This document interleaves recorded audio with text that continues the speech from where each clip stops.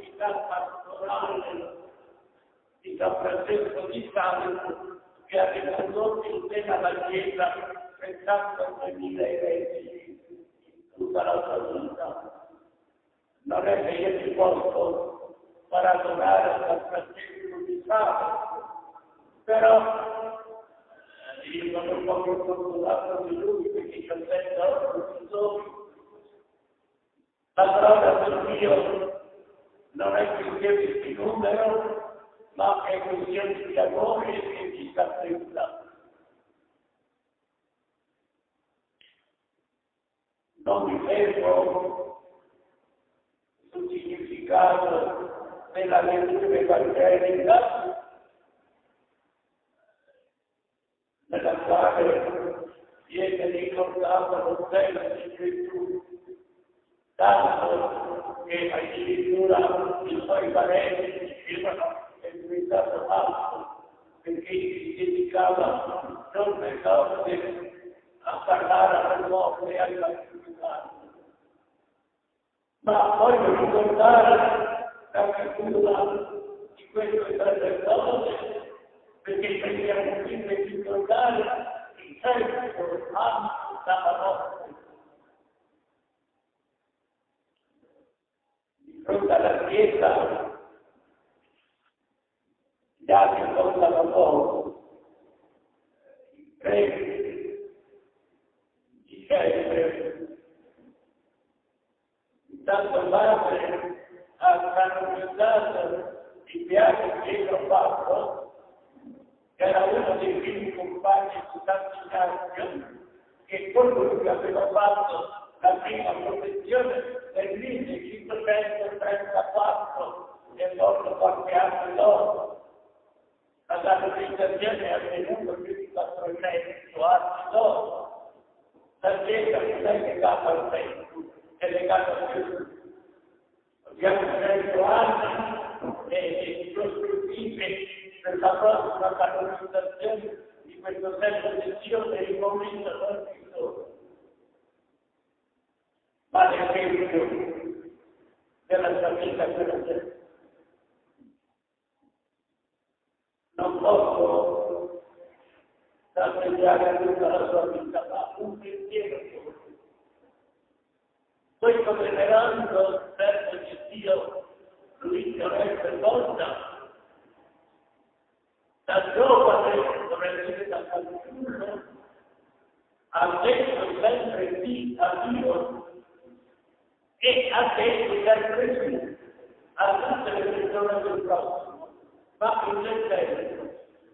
A Dio ha detto sì, questo ciò che era la vita spirituale, questo che era l'esistenza di Gesù, non ha mai negato niente alla santa volontà di Dio. Fin dall'età di 7 anni, quando chiese alla mamma e al suo padre di poter ricevere la prima volta il sacramento della penitenza, fino alla morte, è stato un continuo dire di sì a Dio, e non si proporranno solamente, ma con le opere.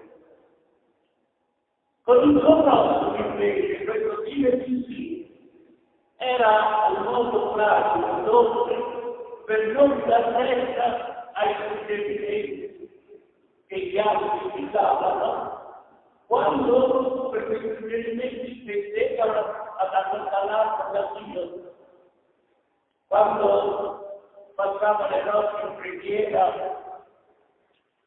prima di andare per prendere qualche ora di riposo, e i suoi confratelli gli dicevano: ma signor canonico, ma lei dorme troppo poco. E il canonico diceva: e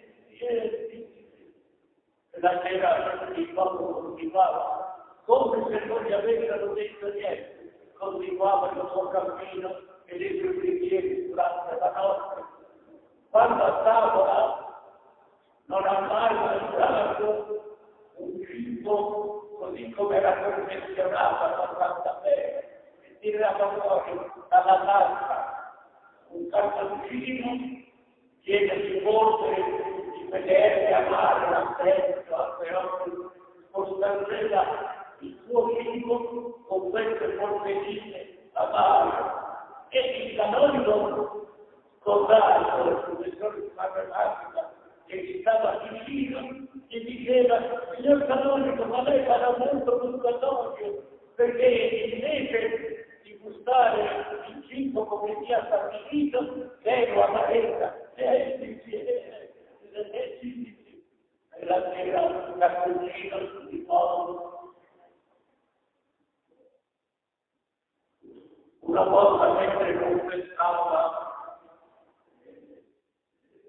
stava sempre di avere il sonno e da l'uno era quello che poi è diventato il cardinale Domenico Gandini, che fu segretario di Stato e anche Giovanni di questo testo, e con molta franchezza, come spesso usa il nome, e dice: ma signor canonico, ma lei dovrebbe sapere tutto della morte, perché altrimenti dorme quando confessa.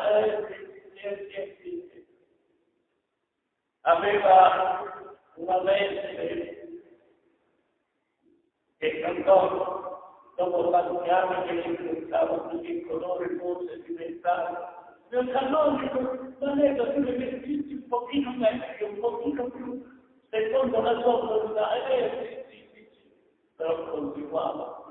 A tutti ha detto di sì, non amava il fatto polemica, ma lui così era quello che vuole. Quando le cose riguardavano Dio, il canonico non ammetteva discussione, non le faceva discussione, e poteva sì per dire: parlare pure io so quello che devo fare.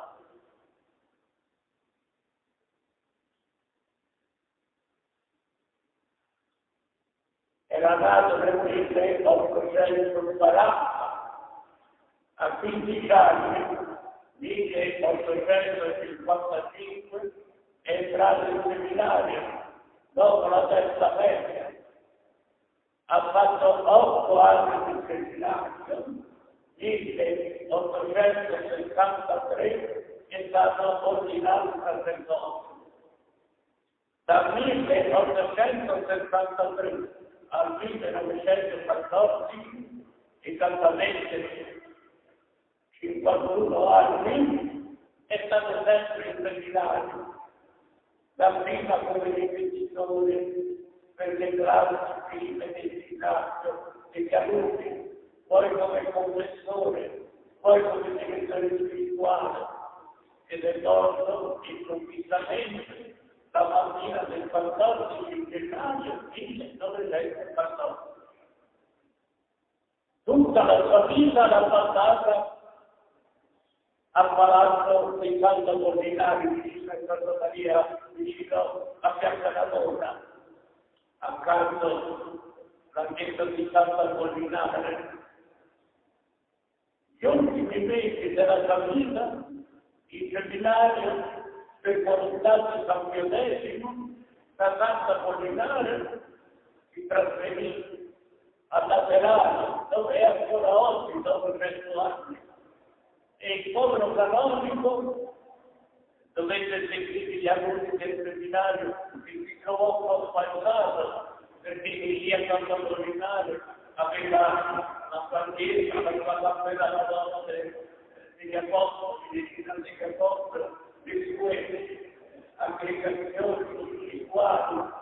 A San Giovanni invece a guardare fino al era totalmente separato, non era attività pastorale, non si riesce a capire che cosa abbiano espresso nello spirito dal fatto che il prefettore, che era stato trasferito a chiesa seminario, alla Laterano, improvvisamente la mattina del 14 gennaio è morto. La sua causa per l'amministrazione, cominciando dobbiamo dire quasi subito, perché 2 anni dopo la morte, il clero di Roma ordina che la sua salma dal Camposanto venisse portata qui, a Tabacco, dove era stato canonico. Il tempo di Dio che piega nel cuore ha segnato i monumenti non sempre che poi vedete. Nel 1923, 9 anni dopo la morte, fu introdotta la sua causa di canonizzazione. Poi le forze cardinali Gasparri sono morti, quindi i sostenitori e postulatori della sua causa. Dopo molti anni è stata ripresa da colui che poi è diventato cardinale Felici. Una volta diventato cardinale Felici, di nuovo la causa si è interrotta. Nel 1979 il povero per Cristo l'ha fatta riassumere per la terza volta e l'ha fatta concludere. Attualmente il professor Vittorio Capuzza è un fondatore del Cristo e Saranti. Mettiamo tutto nelle mani di Dio.